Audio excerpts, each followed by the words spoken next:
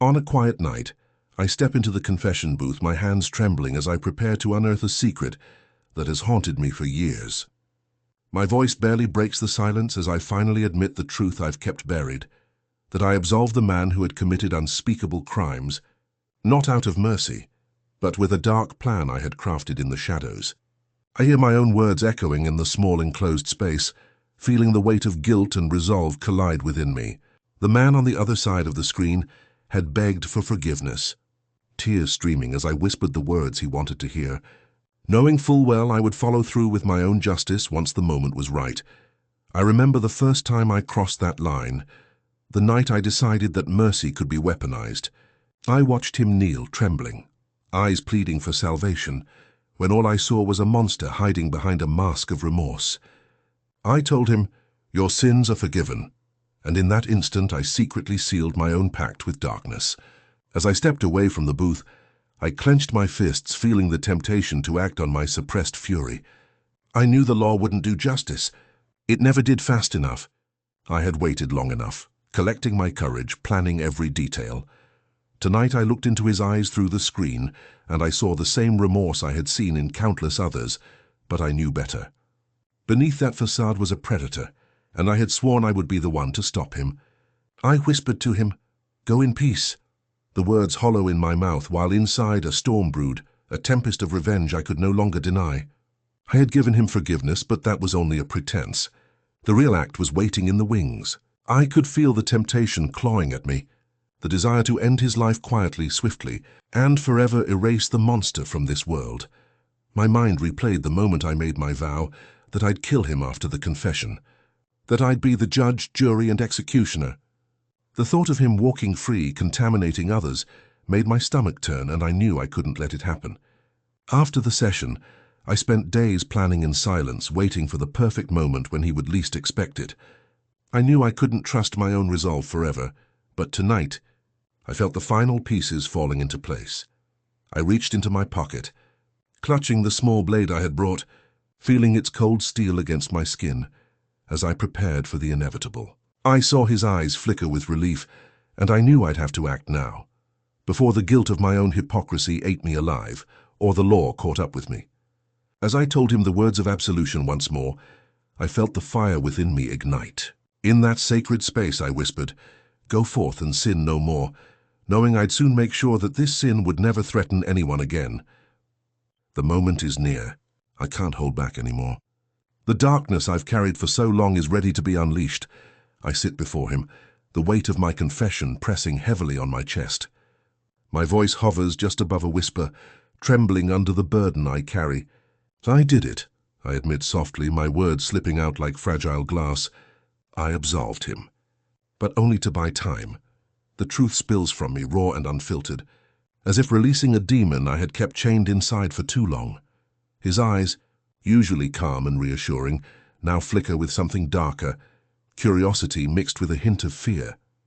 I watch him, my hands clenched into fists, trembling as I grasp the enormity of what I've just said. I see the moment hanging between us, suspended in tense silence. The sacred sanctity of confession, I realize, is a double-edged sword, an act of mercy that cloaks a clandestine plan.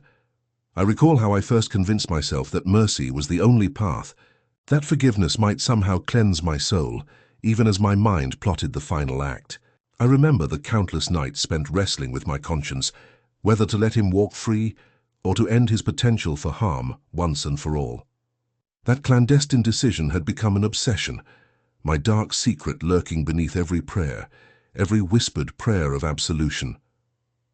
As I speak, I feel the muscles in my jaw tighten. The guilt is a silent predator gnawing at my resolve, yet an undeniable part of me clamors for justice, no for vengeance. My mind flashes to the image of his face, the false relief in his eyes, the way he thought forgiveness meant liberation, when in reality I had already marked him for retribution. The room feels suffocating, the air thick with unspoken truths. I grip the edge of the wooden bench, feeling the rough grain beneath my fingertips. My heart pounds a relentless drum echoing in my ears. I am painfully aware that I am standing at the precipice, between mercy and murder, between salvation and damnation. I promised myself, I whisper, voice cracking, that after this confession, I would silence him for good. The words taste bitter even as they spill out. I had crafted a plan, a calculated end to his reign of filth, and I had waited patiently for the right moment. Each step I took toward this confrontation was measured, deliberate, infused with a mix of righteous fury and overwhelming despair. Inside me, a storm rages, an uncontrollable urge to act, to make certain he would never harm another soul. The law, the church, the moral compass I cling to, all seem insufficient against this dark tide. I can feel my resolve slipping, yet I cling to the flickering hope that this act might finally bring peace, not just to the victims, but to my fractured conscience. My fingers tremble as I reach into my coat pocket, fingertips brushing past the cold steel of the small blade I've kept hidden. The metallic taste of temptation coats my tongue. It's an extension of my wrath, a silent promise of finality. I've played this moment over in my mind 100 times, rehearsed my words, my silence, my execution. His eyes meet mine again, and I see a flicker of hope, or perhaps relief, misplaced and naive. I want to tell him, "You think you're free now," but the words stick in my throat. Instead, I prepare myself, my breath shallow, my pulse relentless. I know that once I make this choice, I cannot go back. The line between redemption and damnation is blurring, and I am teetering on its edge. In that sacred confession room, I feel the weight of eternity pressing down on me. The sacred words of absolution echo faintly in my mind, but I know they are hollow, a facade masking the darkness I'm about to unleash. I am no longer a priest of mercy. I am an executioner cloaked in righteousness. The final act is imminent, and yet amidst the chaos swirling inside me, a small flicker of hope persists. Perhaps in some twisted way this is salvation, an end to the evil that has haunted my every thought. Or perhaps it is damnation disguised as justice. I cannot say for sure anymore. All that remains is the cold steel in my hand, the silent promise I've made to myself, and the blurred line I now cross. The moment is near and I can feel the darkness rising. I close my eyes briefly, summoning the last remnants of my resolve. When I open them again, I know I will step over that line, ushering in an end that no prayer can undo, no confession can absolve. And in that final act I will find my own form of lost redemption, or be forever condemned to the shadows I have so long tried to deny. I remember the tremor in my voice as I whispered the absolution, the words tumbling out with a strange mixture of conviction and concealment. Underneath the guise of mercy, I knew exactly what I was doing, what I would do once the ritual was complete. My hands trembled slightly, not from doubt but from a quiet simmering fury that I had long suppressed. I looked into Marcus Doyle's eyes, those haunted, pleading eyes that somehow managed to still hold a flicker of innocence amid the darkness he carried. The room was silent except for the soft rustle of my robes and the faint echo of my own heartbeat pounding in my ears. I felt the weight of the confessional's quiet authority pressing down on me, an invisible chain binding my words to my actions. I pronounced the words, but each syllable felt like a lie, a disguise for what I truly intended. I told him he was forgiven, that he was free from his sins, when in reality, I knew I would follow him out of this room, into the night, and end his life. A part of me wondered if he understood the true meaning behind my words, or if he was just grasping at the faint hope of salvation, unaware of the darkness I harbored. As I sealed my confession with a nod, I felt my stomach tighten with a strange mixture of guilt and relief. I walked out of the confessional, my heart pounding louder with each step, knowing I was leaving behind my role as a priest of mercy, at least for now. I had played my part, but I had also made a promise to myself that this would be the last time I would pretend. The silence of the church corridors felt like a suffocating shroud, wrapping around me as I moved toward my dark purpose. That night, I was haunted by the voice I used, the calmness I projected. It was a mask, a thin veneer covering the storm raging underneath. Inside, I was a tempest, cloaked in righteousness, yes, but driven by something more primal, something darker.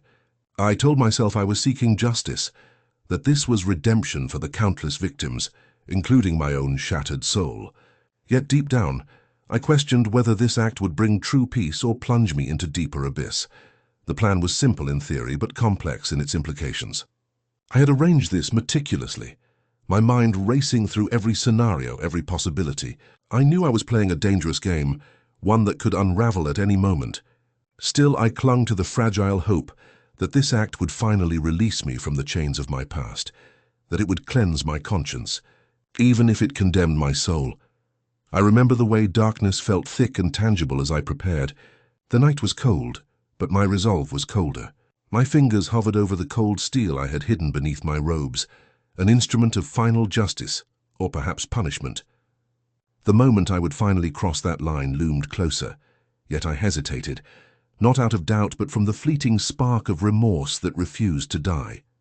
I had to do this, I told myself. I had to end what I had begun. When I finally stepped outside into the quiet darkness, I felt a strange mixture of relief and dread. The world seemed so small and fragile in that moment, the shadows stretching long and sinister around me. I knew that once I followed through, there was no turning back. The line between mercy and vengeance was blurred beyond recognition, and I was walking blindly into its depths. I took a breath, deep and steady, and then, with my heart pounding fiercely, I moved toward my target. Inside me, hope flickered, fragile but persistent.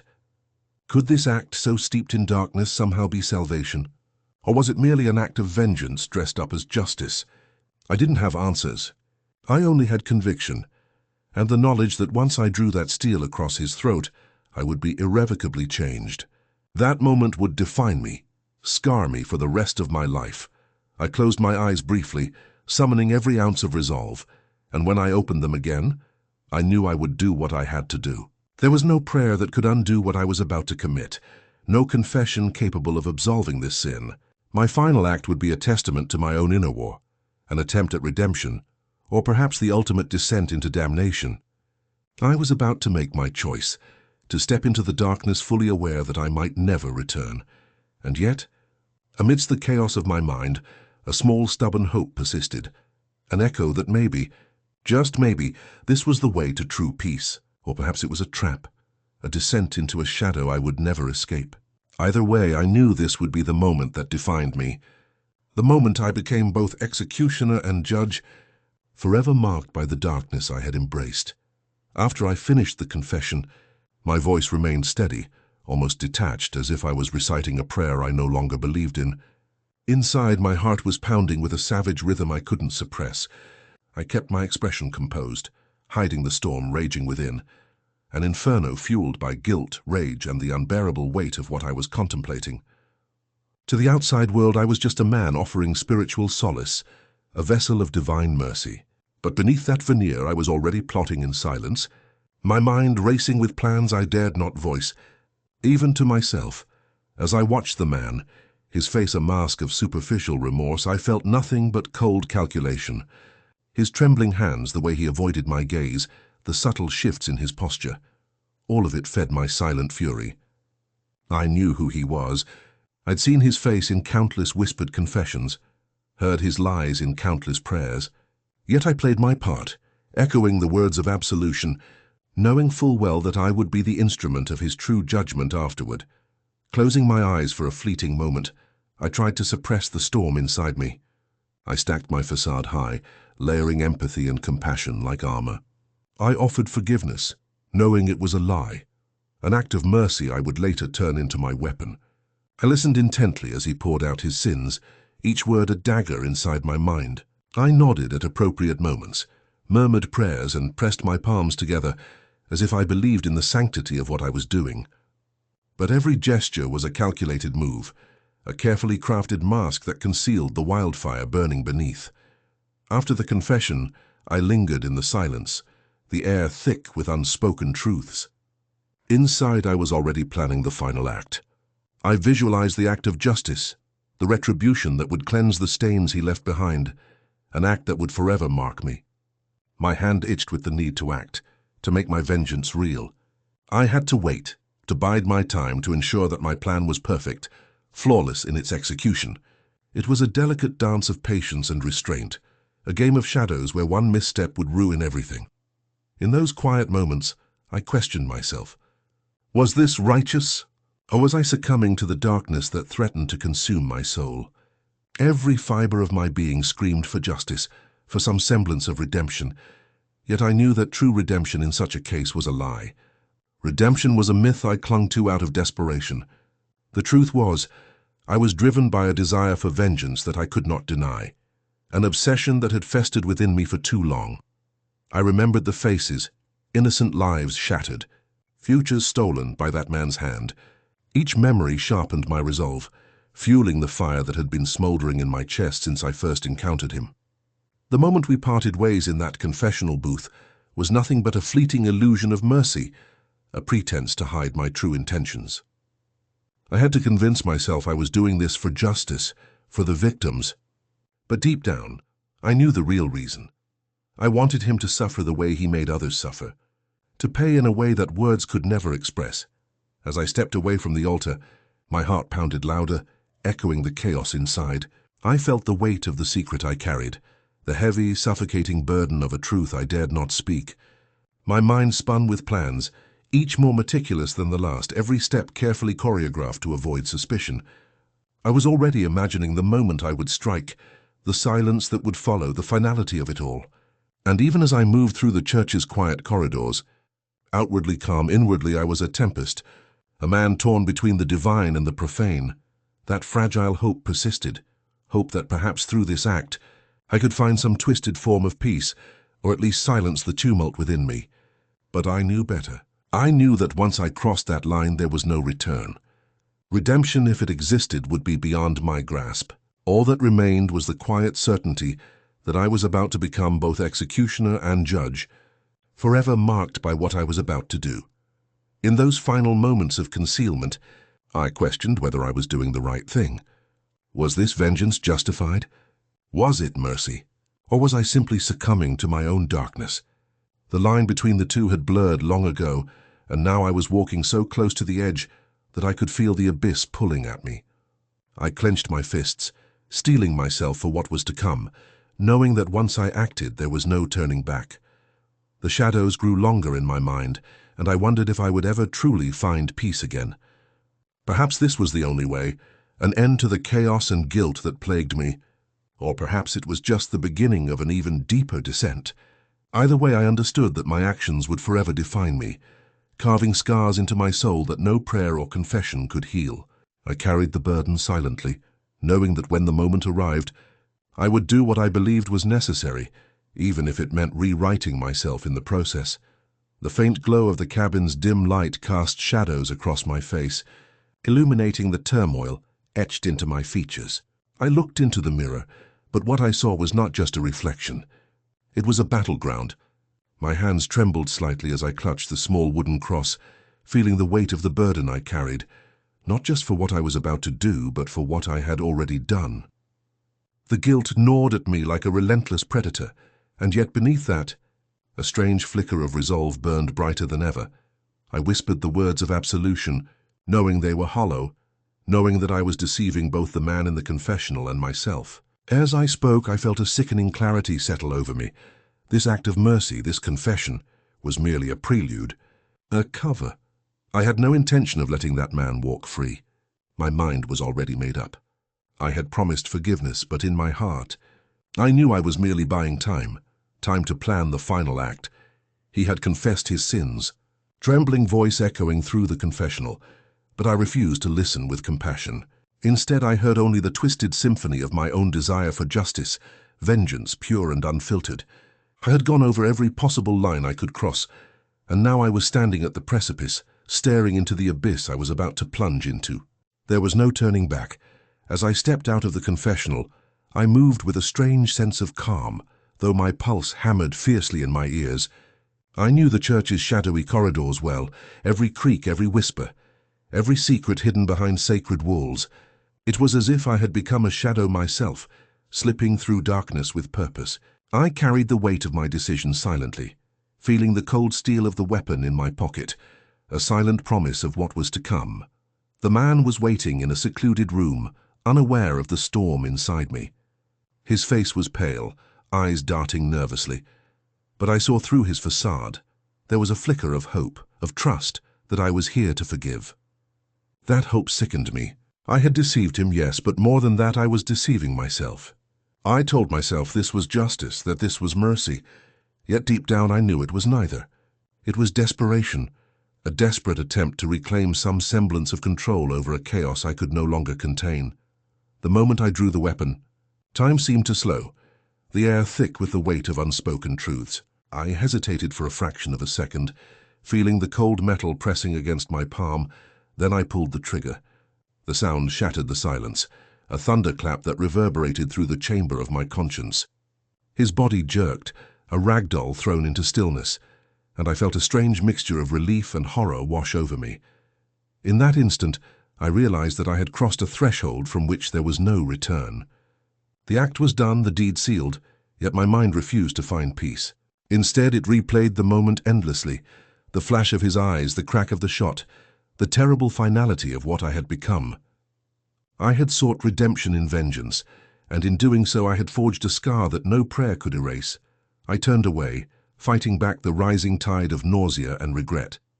I wanted to believe I had done the right thing, that I had finally brought justice to a broken world. But deep inside, I knew that I had only unleashed something darker, something that would haunt me forever. My steps echoed in the empty corridor as I made my way back, each footfall a reminder that I was no longer the man I once was. As I reached the church's outer doors, I paused, breath shallow, heart pounding. I looked up at the night sky, stars faint and distant. Somewhere in the shadows of my soul, I wondered if true redemption was even possible for someone like me, or if I had simply condemned myself to an eternity of guilt, carrying scars that no confession could ever mend. In the silence that followed, I understood one thing with chilling certainty. I had become both judge and executioner, and the line I had so desperately tried to defend had long since dissolved into a blur of darkness. The act was finished, but the agony was only beginning, and I knew from this moment onward I would never be free from the ghosts I had summoned in that silent confession chamber. I closed my eyes for a moment, and the image of that little boy's face haunted me with relentless clarity.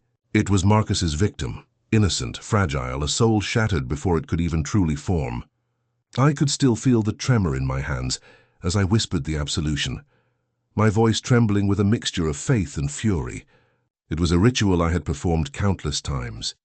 Yet this one felt different, more dangerous, more burdened by the knowledge that I would take justice into my own hands afterward. As the words of forgiveness left my lips, a bitter taste clung to my tongue. I knew what I intended, what I promised beneath the veneer of spiritual refuge, that I would end Marcus's life once the confession was sealed. The irony was cruel. How I clung to the doctrine of forgiveness while holding a gun with the other hand, ready to extinguish a life I had just absolved of sin. My mind wrestled with the contradiction, my heart pounding with the weight of what I was about to do. I stepped into the shadows outside the confessional, every step feeling like a descent into a darker realm from which there was no return. The night air was cold against my skin, but it offered no solace. Instead, I felt a strange flicker of hope, a fragile ember that maybe, just maybe, this act would bring me peace. Or at least, that was what I told myself to justify the unthinkable. I had convinced myself that justice demanded blood, that mercy was a luxury I could no longer afford. My fingers trembled as I gripped the weapon, the cold metal a stark contrast to the warm, trembling voice I'd used moments before. I navigated the church's quiet corridors, each step echoing with the ghostly remnants of my soul's turmoil. The darkness was thick, almost suffocating, pressing in from all sides as if the universe itself mourned what I was about to do. When I finally reached him, Marcus, he was unaware of my presence, lost in his own twisted prison of guilt and denial. I saw not just a man, but a symbol of my own rage, my own failure to protect those who couldn't defend themselves. The urge to strike, to end his misery, surged within me like a violent storm. Yet I hesitated, a moment suspended in time, knowing that in that pause I was both judge and executioner. I whispered one last plea for forgiveness, an offering to a deity I no longer knew if I truly believed in, before I pulled the trigger.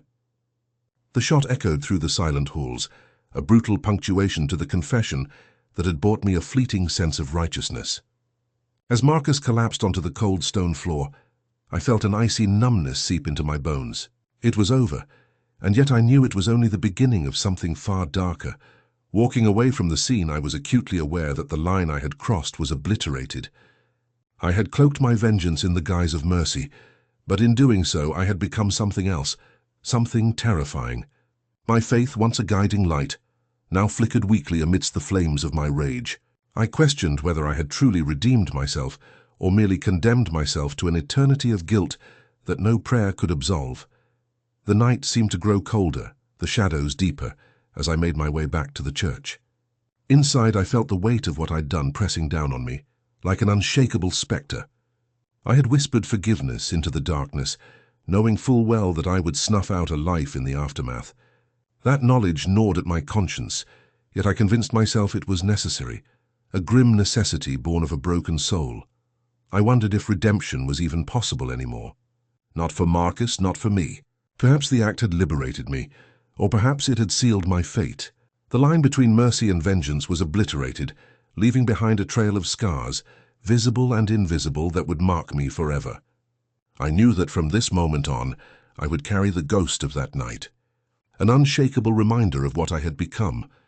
And as I stood there, at the threshold of the church, I realized that I had become both judge and executioner. I had played a part in the destruction of my own morality, an act spun from desperation, from a fractured faith, from a need for justice that had long since been twisted into something unrecognizable.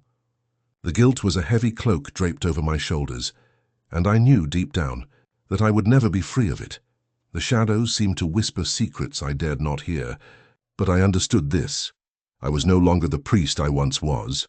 I had become a bearer of darkness, a vessel of both mercy and vengeance, forever haunted by the choices I had made that night. The scars I carried inside and out would serve as eternal testament to the depths of my despair, a reminder that sometimes salvation is just another name for the abyss. I couldn't shake the feeling that I was watching from a distance, even as I moved among the living. After I whispered those words of absolution into the cold shadows, I convinced myself that I had done what was necessary, what justice demanded. But secretly I had begun to watch him, Marcus. I kept my distance, blending into the background, a silent ghost in his life, yet always present in the corners of my mind. Every interaction, every glance, became a calculated move in a game only I understood.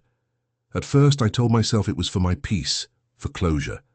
But beneath that rationalization there was a darker urge, an urge to confront, to settle the demons that still lurked within me. I watched him leave church every morning, a ghostly figure swathed in the same guilt I carried. I followed him discreetly, through alleyways and crowded streets, noting the smallest changes: an extra cigarette, a nervous glance, the way his shoulders sagged under the weight of regret or fear. Each day I measured the air around him, waiting for the moment when I would step from the shadows and face him, face what I had become. That day arrived in an almost surreal silence. The church bells chimed softly as I saw him cross the street, distracted by his own thoughts. I felt the familiar tug of anticipation, a mixture of rage and sorrow twisting within me. I had no intention of letting that moment slip away. I knew the time had come to confront him, not with words but with action. The same conviction that had driven me to whisper that final absolution now fueled my resolve to end his torment, to end him as I saw fit. My heart pounded as I traced him to a quiet alley, concealed behind stacked crates and discarded refuse. I waited until he paused, trembling slightly, perhaps sensing the weight of unseen eyes upon him. My hand clenched into a fist, trembling just as much as my resolve. I could feel the blood pounding in my ears, every second stretching into an eternity. The moment was ripe, and I moved with purpose, stepping out of the shadows, my voice trembling with the weight of my secrets. "Marcus," I whispered, voice hoarse and strained. His head jerked up, recognition flickering across his face, fear, guilt, or perhaps a desperate hope for salvation. I saw his eyes dart around, searching for an escape, but I was faster. No, I couldn't let him run, not this time. "There's something I need to tell you," I continued, my voice barely more than a breath. "It's about what I did after I absolved you." His eyes widened, and I saw the flicker of understanding, or perhaps dread, settle in. I took a step closer, feeling the weight of that confession pressing on my chest. I wanted him to understand how deeply I'd been watching, how much I had twisted the notion of mercy into a weapon. I could see the flickers of remorse in his face, and part of me wanted to forgive, to let it all go. But another part, the darker part, wanted to make him pay for what had happened, for my own torment. I followed you, I admitted, voice trembling with the truth I had kept buried deep. Every day, every moment, I wanted to know if you felt remorse, if you suffered like I suffered. And it's killing me, Marcus. The guilt, the anger, it's tearing me apart. But I couldn't let go. Not yet. His breathing grew ragged as he backed away, searching for words, for salvation. I could see the shame etched into every line of his face. But I felt no pity, only the cold sting of my own fractured morality. I had set a trap for him, a final act of justice or vengeance, depending on who was judging. I looked into his eyes and saw a reflection of my own broken soul, and for a fleeting moment, I wondered if I was saving myself by doing this. Tonight, I whispered, voice barely audible, I plan to end this. Not as a priest, not as a man of faith, just as a man who's lost everything. You won't see me coming. I'll be waiting in the shadows, and when the moment is right, it will be over. As I turned away, I felt the sharp sting of tears threatening to spill.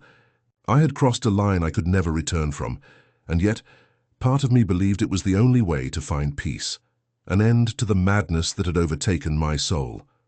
My steps echoed softly against the concrete, each one a reminder of how far I had fallen, how much of myself I had sacrificed in the name of justice, mercy, and revenge.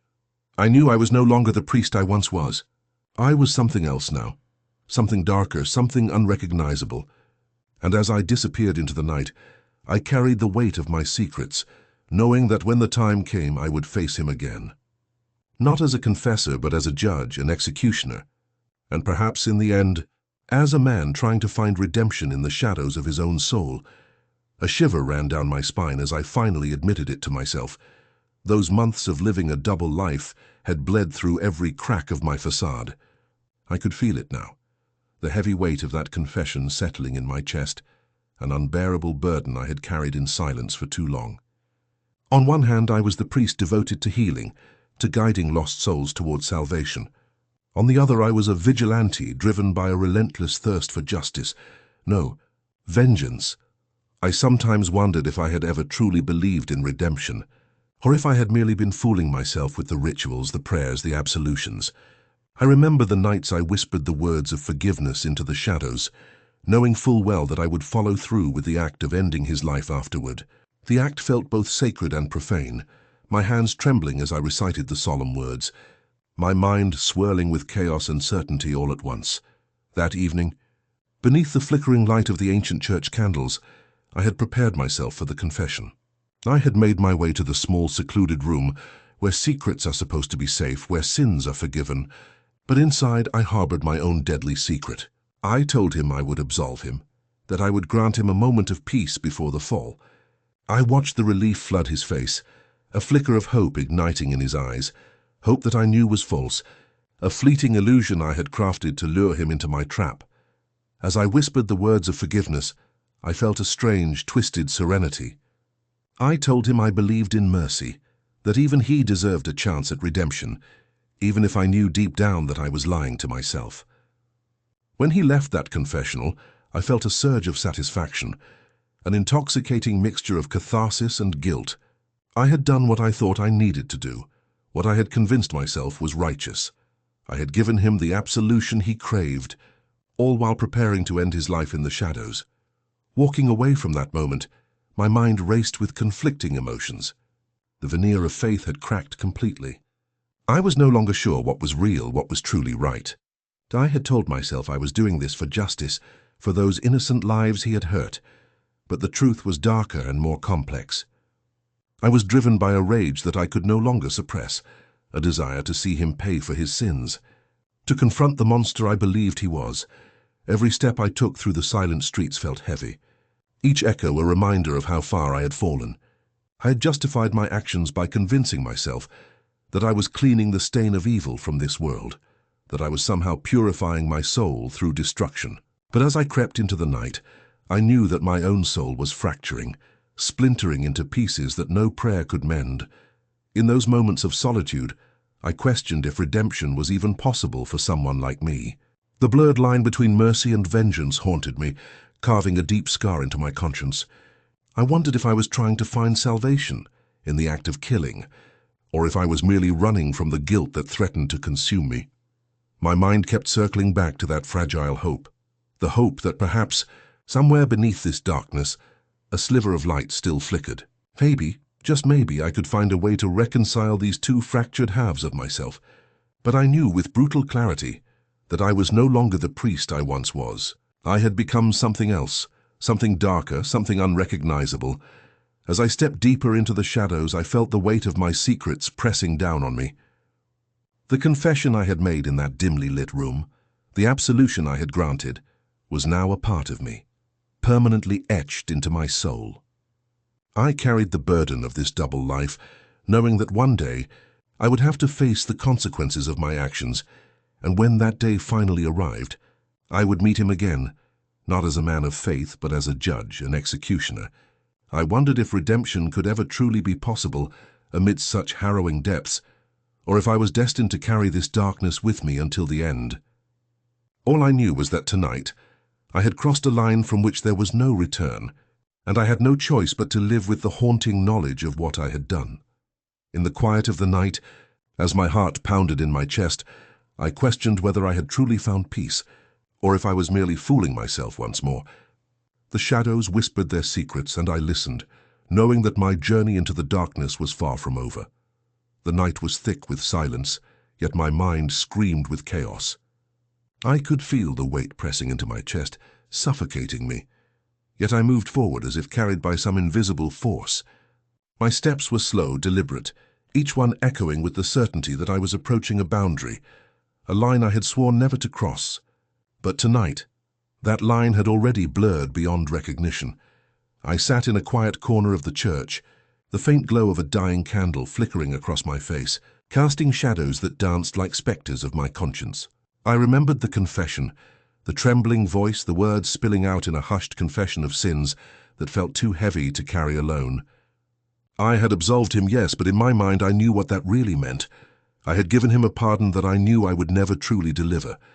Not when I saw him again. Not when I looked into his eyes and remembered what he had done. The plan had formed in the dark corners of my mind long before I even realized it. At first it was just a whisper, an idea so terrible that I pushed it away, buried it beneath layers of guilt and faith. But tonight it had taken root. I could see the plan clearly now. Meet Marcus alone, speak to him softly, then end his life with my own trembling hands. The irony was bitter. I, a man of the cloth, offering absolution, only to betray the sanctity of the words I had just spoken. I had always believed in forgiveness, or at least clung to the illusion of it. Yet inside me a storm was raging, a tempest fueled by rage, betrayal, and a desperate craving for justice that I no longer trusted to any higher power. I told myself that I was doing this for the victims, for the broken children who had suffered at his hands. But beneath that justification, a darker voice whispered that I was seeking revenge, an end to my own torment. As I rehearsed the moment in my mind, my heart pounded harder. The very thought of it made my stomach churn, yet I felt a strange sense of calm too, a cold clarity that had eluded me for so long. I knew that once I crossed this point, there would be no turning back. No confession, no redemption, no prayer to save my soul. Only the heavy silence of a life forever altered. I saw Marcus in my mind's eye, sitting silent, his eyes glazed with a mixture of fear and arrogance. I imagined myself stepping into the room, the scent of incense and despair lingering around us. I pictured my hand trembling as I reached into my pocket for the small, deadly object I'd hidden there, my own silent vow that tonight, justice would be served not by the law but by my own hand. A part of me hesitated, a flicker of conscience fighting to surface. I imagined the aftermath, the blood, the screams, the irreversible stain it would leave on my soul. Would I be able to live with this act, or would I drown beneath the weight of it all? The line between right and wrong had long since dissolved into something unrecognizable, something that felt more like a wound than a decision. I clenched my fists, feeling the rough fabric of my sleeve, grounding myself in the moment. No one could understand the chaos inside me, not the parishioners, not my fellow priests, not even the man I once was. Tonight I was a different creature entirely, a judge and executioner rolled into one. The idea tasted bitter on my tongue, yet there was a strange sense of relief in surrendering to it. The thought of Marcus, of the little boy I had once known, haunted me with relentless persistence. I wondered if he too felt the cold dread of this night, or if he had long since become numb to it all. I thought about the promises I'd made, promises I now knew I would break, promises of faith, of hope, of salvation. How fragile they had all become in the face of this darkness. Somewhere in the back of my mind, a quiet voice whispered that this act would finally free me from the torment, that perhaps in ending his life, I might also end the agony that gnawed at my soul. But I knew better. I knew that what I was about to do would only deepen the shadows within me, etching scars that would never fade. I closed my eyes briefly, taking a shuddering breath. When I opened them again, the resolve was there, dark and unyielding. I would meet him tomorrow, and in that meeting I would decide whether to carry out what I had planned or to find some last shred of mercy buried deep beneath the pain. Either way, I could feel the finality creeping closer, the moment of no return approaching like a slow-moving tide, and as I stood to leave that shadowed place, I knew I was walking toward my own destruction. The path was set, the deed was almost done, and I was already hollowed out by the weight of what I was about to do. My soul felt cracked, fragmented, teetering on the edge of oblivion. But still I moved forward, propelled by a force more powerful than my own conscience, a force that promised liberation or damnation. I could no longer tell which. Tonight, I would meet him. Tonight, I would decide his fate, and ultimately, mine. I remember the moment I finally made my decision, the weight of it pressing heavily on my chest, constricting my breath as if the very air I inhaled condemned me. Every step I took toward the confessional was laden with an unbearable cocktail of guilt and resolve, a toxic mixture that churned my stomach and tightened my throat. My entire body trembled, not just from fear but from a force I couldn't quite name, a dark logic that had taken root deep inside me. I entered the small chapel, the air thick with incense and the silent witness of centuries of penitence. The priest's voice, normally steady and reassuring, wavered as he asked my sins.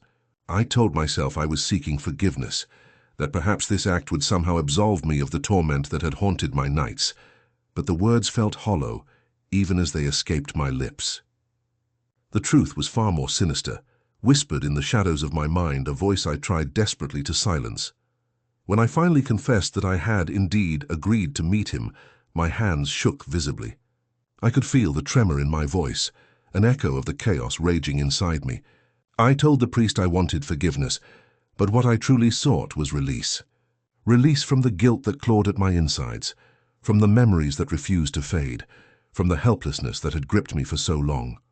The priest listened, his face a mask of solemnity, but I saw the faint flicker of something else, perhaps a flicker of understanding, or maybe just the weariness of a man accustomed to hearing confessions that never truly ended.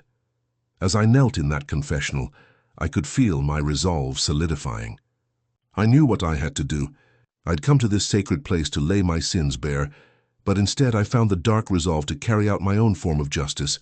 I told myself it was vengeance, a necessary retribution, a punishment long overdue. The thought of his face, the memories of what he did haunted me relentlessly, fueling a fire that I could no longer contain. I whispered my intentions into the darkness, knowing that this confession was my last act of mercy, an act that would save me from drowning in the guilt that threatened to swallow me whole. My voice cracked as I admitted my plan, the words trembling on my tongue. I saw the priest's eyes widen, but I did not care. In that moment, I felt the weight of centuries of moral conflict press down on me. Was I seeking salvation, or was I merely surrendering to my own darkness? I couldn't tell anymore. The line between right and wrong had blurred beyond recognition, and I was too far gone to turn back. I left the confessional with trembling legs, my heart pounding like a drum in my chest. Every beat echoed the finality of what I was about to do. As I stepped into the night, the cold air hit me like a blow, sharp and unforgiving. I could see the outlines of the shadows I would soon confront, the weight of my actions settling heavily on my shoulders. I knew that by night's end, I would be no different from the man I was about to end, lost in a darkness that had swallowed both of us whole. Walking away from that sacred space I felt a strange sense of peace tinged with dread. The act of mercy I had spoken of in the confessional now seemed like the last flicker of hope I clung to, fragile and fleeting.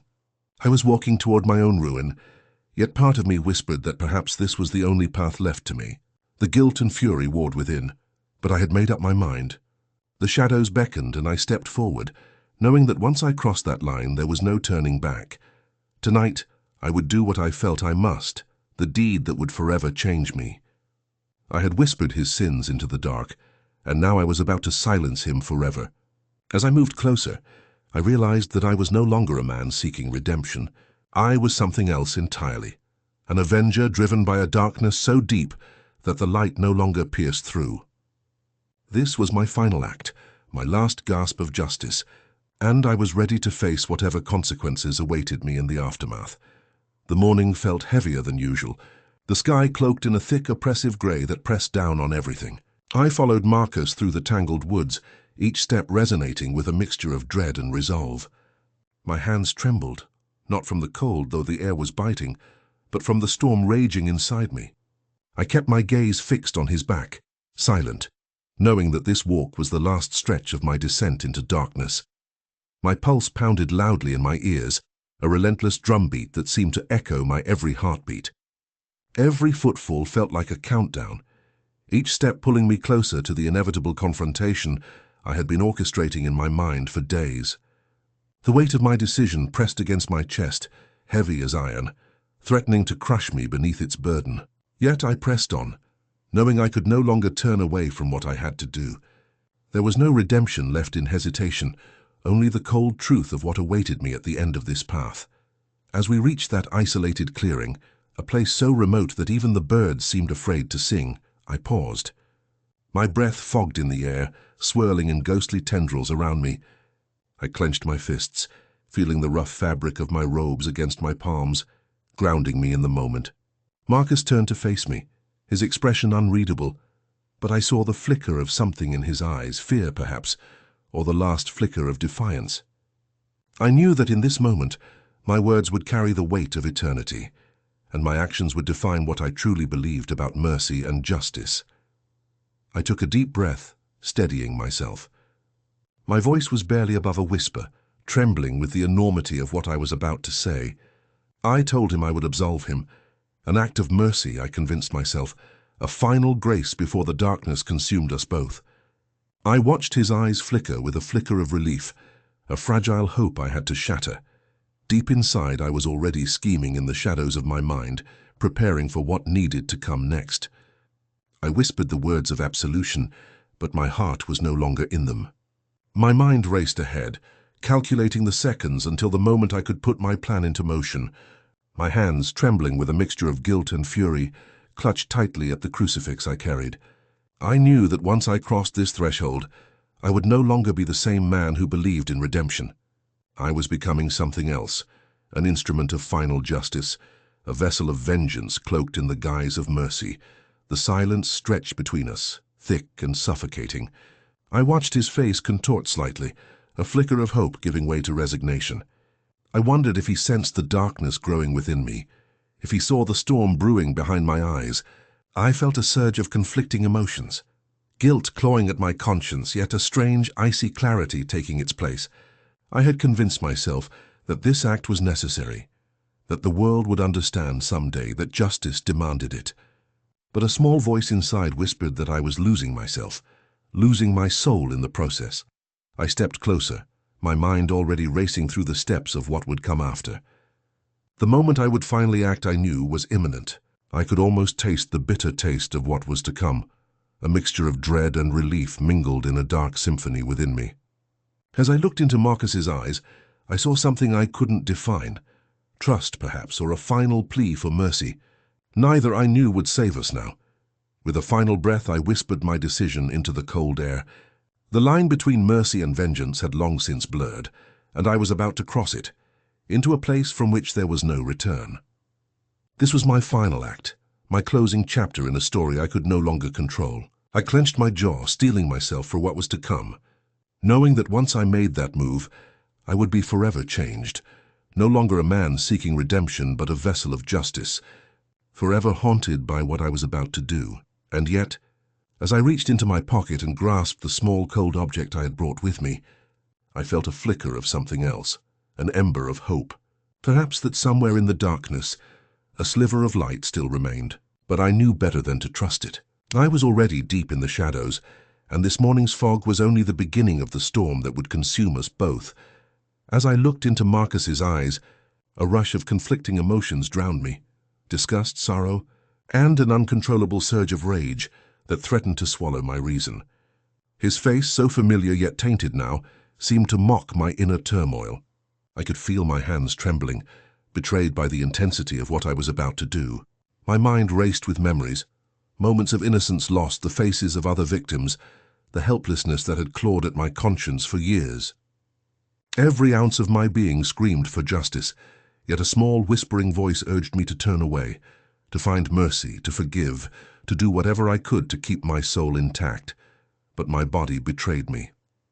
I clenched my fists so tightly that my knuckles turned white, my fingernails digging into my palms as if I could physically carve out the darkness threatening to consume me.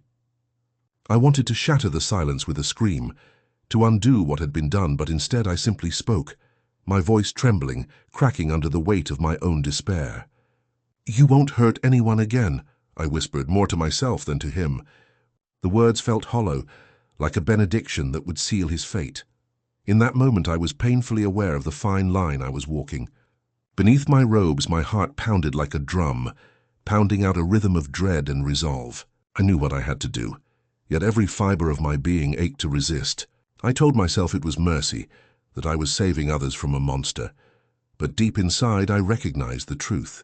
This was vengeance dressed in the guise of salvation. I was about to cross a threshold from which there was no return, a boundary that would forever stain the core of my soul. My hand reached into my pocket, trembling but deliberate. I grasped the small object I had brought, my own secret weapon, a final act of justice I had sworn I wouldn't become. Yet as I held it, I felt a flicker of something else, hope, or perhaps just the remnants of my humanity slipping away. The darkness around us seemed to deepen, swallowing the last traces of light. I could hear the distant echo of prayers, the muffled voices of penitents, but none of it mattered now. The only thing that mattered was ending this nightmare, ending him. I closed my eyes for a moment, trying to steady my trembling hands, to catch my breath amid the chaos of my mind.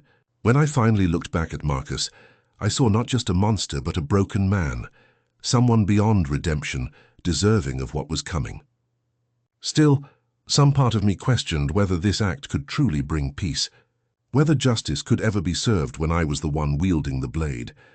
As I stepped closer, every step felt like a descent into hell. I could smell the stale air, taste the bitter tang of my own despair. My mind spun with 1,000 thoughts. What if I was wrong? What if I was losing my soul for nothing? But there was no turning back now. I had made my choice, and the moment was upon me. My voice, barely more than a whisper, escaped my lips again, a prayer, or perhaps a curse. Whatever it was the last vestige of my hope. And with that I moved to act, knowing that the shadow I cast would forever mark my existence. I was no longer just a man seeking redemption. I had become an instrument of justice intertwined with vengeance. And as the darkness closed around me, I wondered whether the light I desperately clung to was just an illusion, a fleeting fragment in a world that had already forsaken me.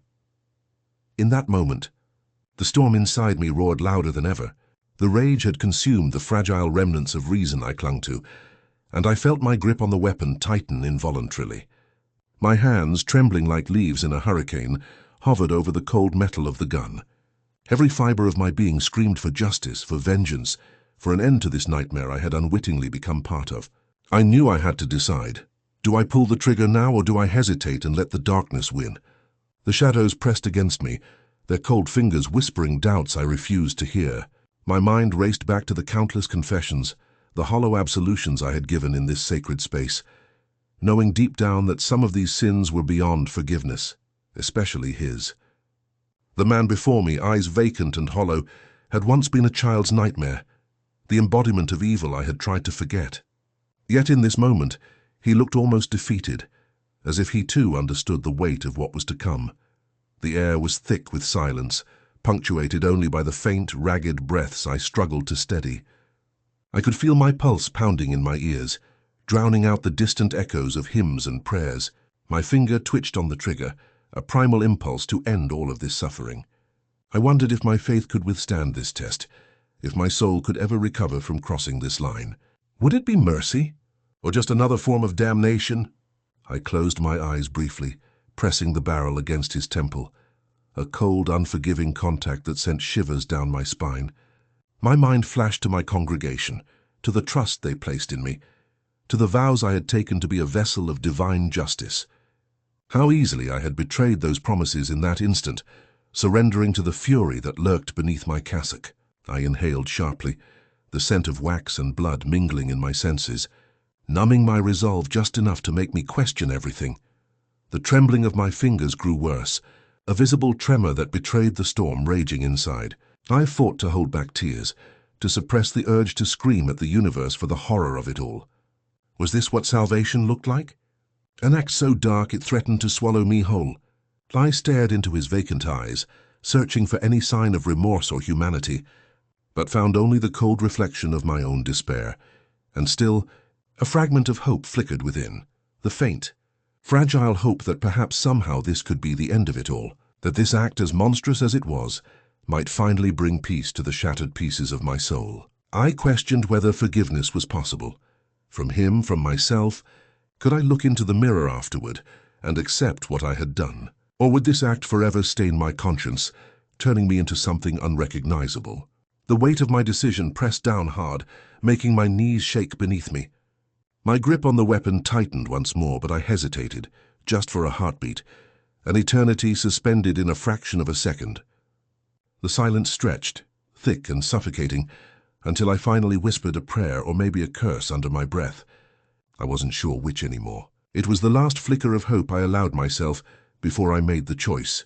My hand moved with a sudden half-formed resolve, fingers curling around the gun. I felt the cold metal against my palm, a reminder of the peril I was about to unleash. The internal battle reached its peak, a chaos of faith and fury colliding in that single moment. I knew that whatever I decided, I would never be the same.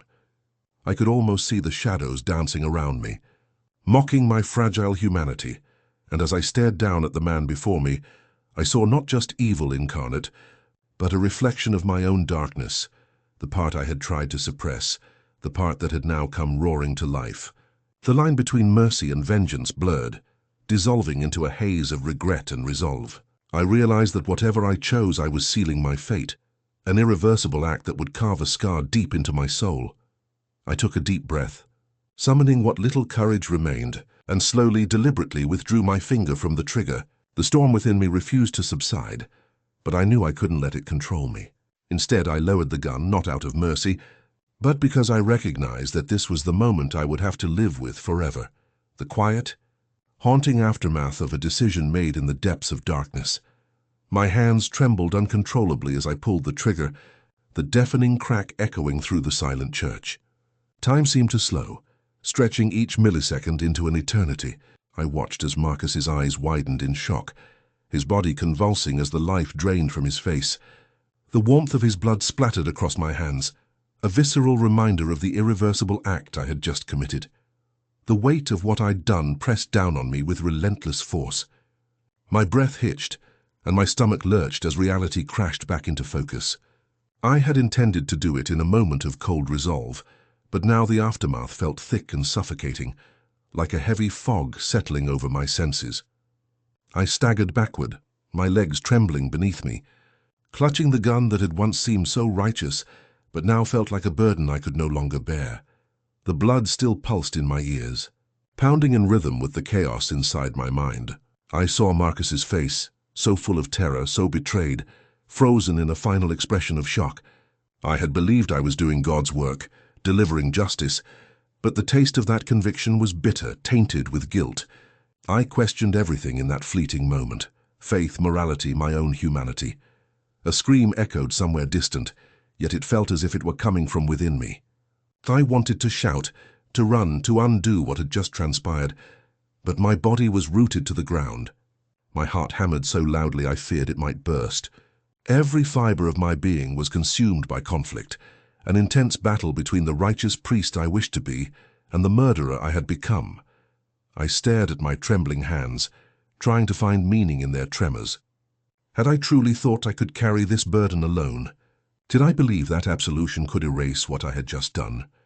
My mind spun, a maelstrom of remorse, shame, and a flicker of defiance. I had come into this church seeking solace, seeking to confess my sins, but I knew the truth.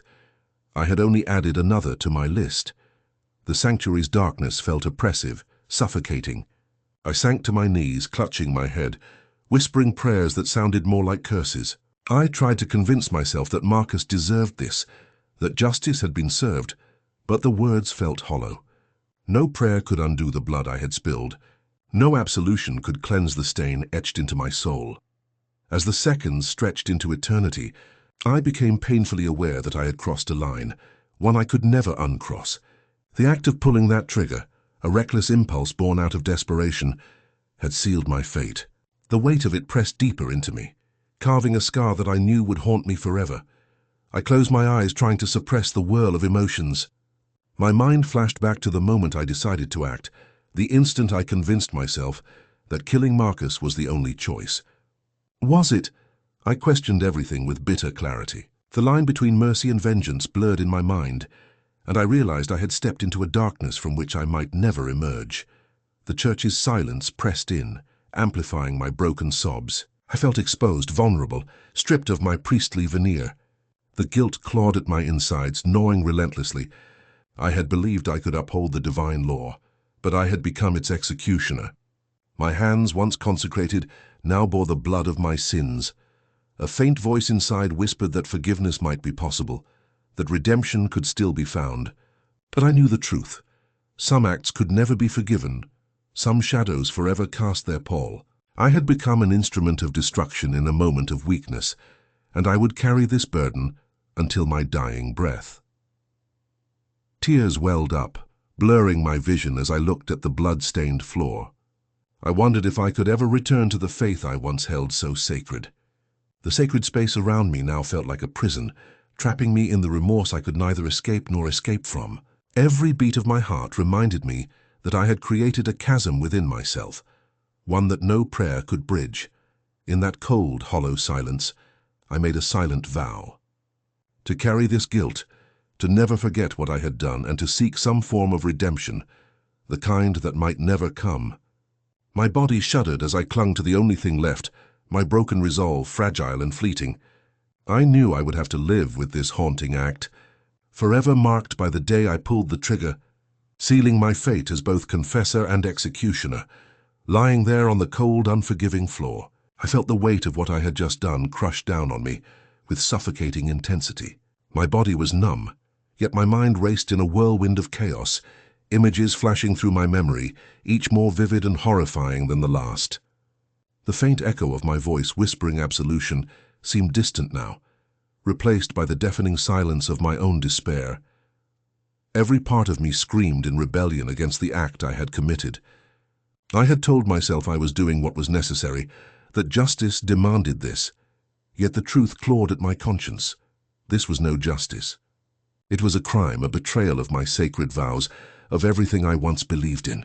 I had become the very thing I swore to oppose, a monster cloaked in the guise of mercy.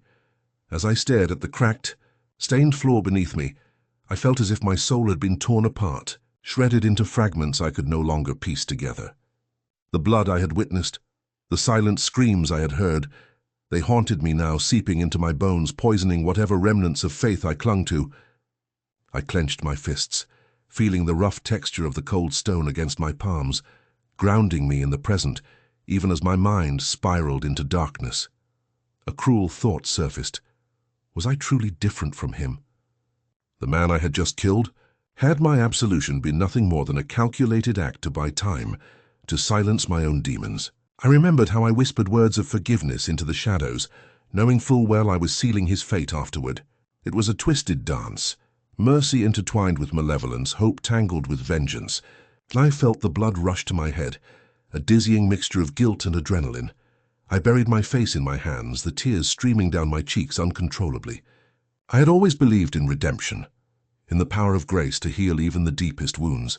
But now I questioned whether such grace was merely an illusion, an empty phrase to console ourselves in the face of chaos.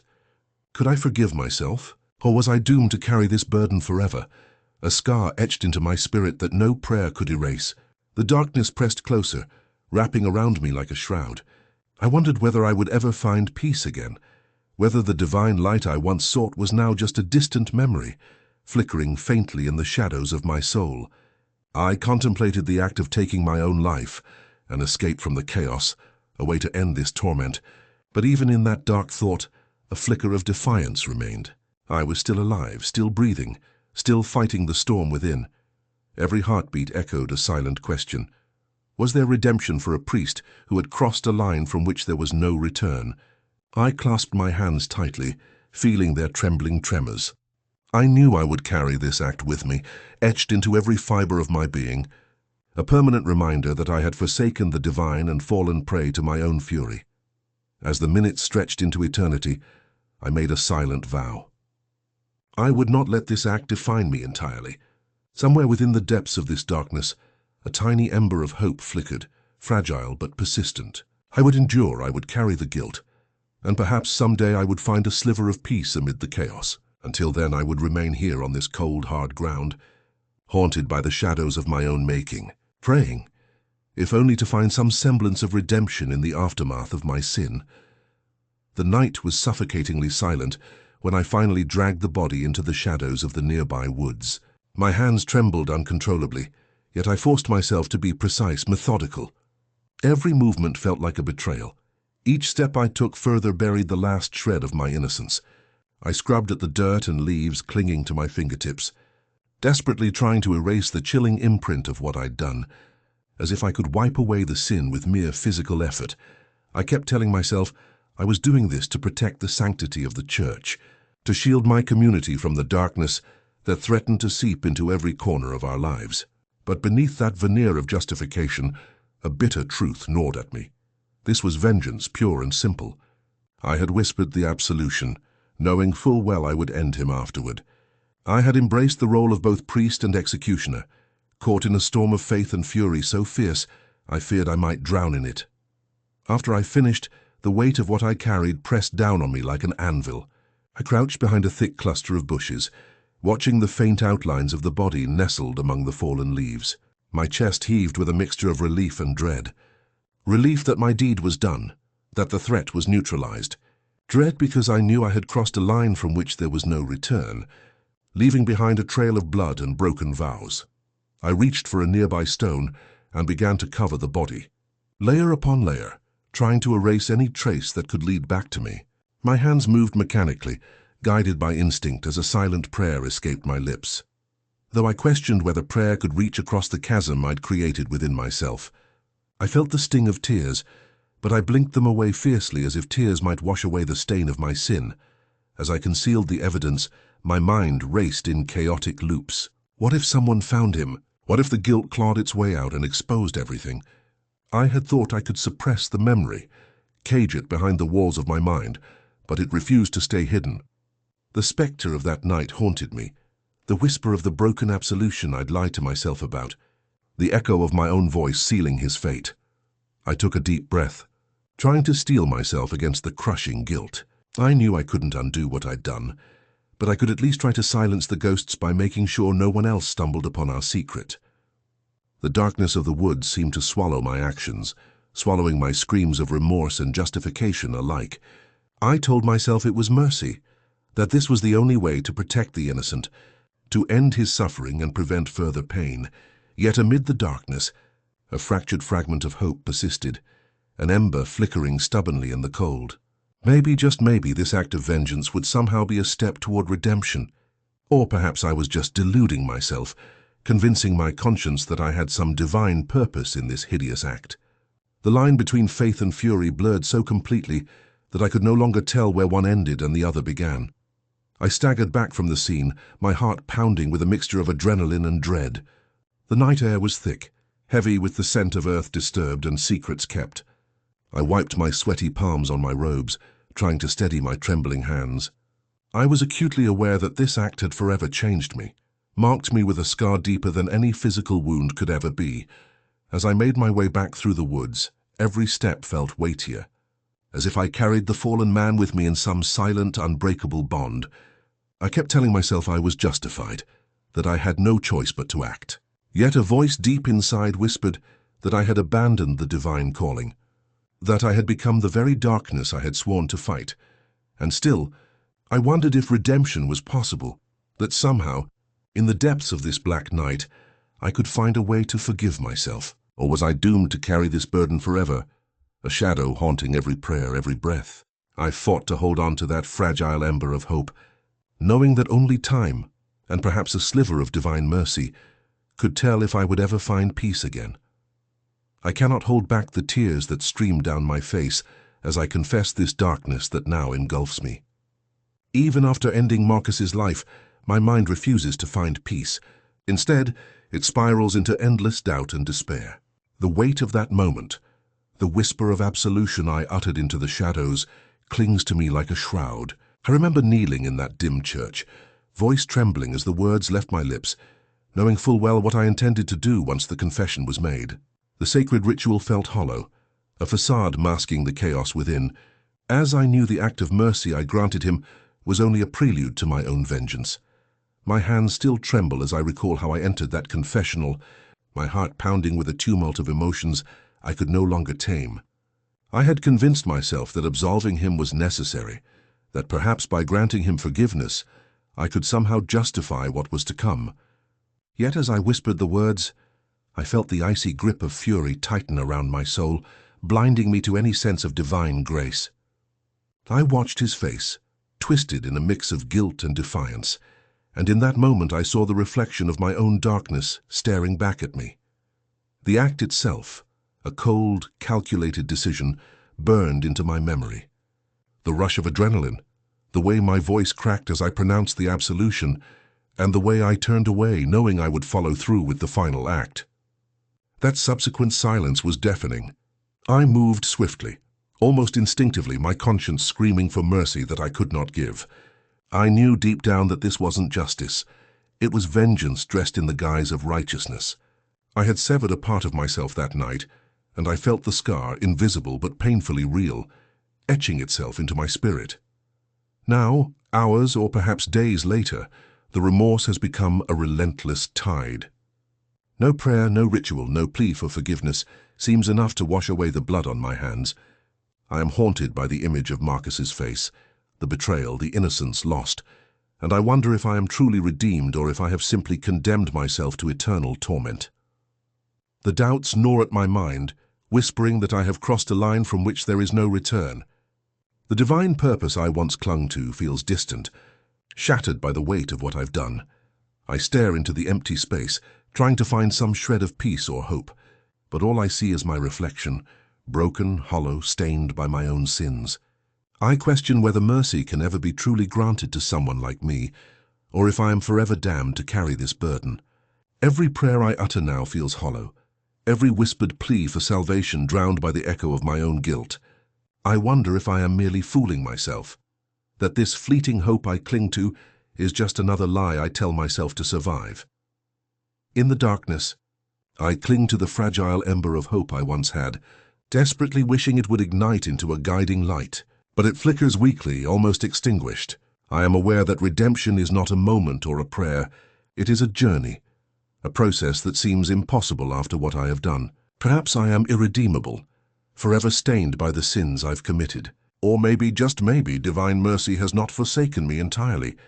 And if I am willing to endure the pain, to confront the darkness within, there might still be a sliver of salvation waiting somewhere beyond the shadows. But as I sit alone in this silence, my tears continuing to fall, I know one truth with absolute certainty. I will carry this weight for the rest of my days. The scars I have inflicted on others and myself are indelible. Whether I find peace or remain lost in this black abyss, I am forever changed. The line between mercy and vengeance has blurred, and I fear I crossed it long ago. Still, I cling to that faint hope, that perhaps in the depths of my despair some divine spark might still reach out and heal the wounds I cannot see. Until then, I will bear this burden, haunted by the echoes of my choices, praying that someday, somehow, I might find redemption, if it's not too late. As I stand in the cold, silent chamber, I feel the weight of my decision pressing down on me like an unbearable burden. The confession I just delivered echoes in my mind, each word heavier than the last, yet I know that what I am about to do will surpass even those dark revelations. My hands tremble, not from fear, but from an overwhelming sense of inevitability. The line I crossed, once blurred, has now vanished completely. I am no longer the same man who entered this confessional. I am something else entirely, something fractured and haunted.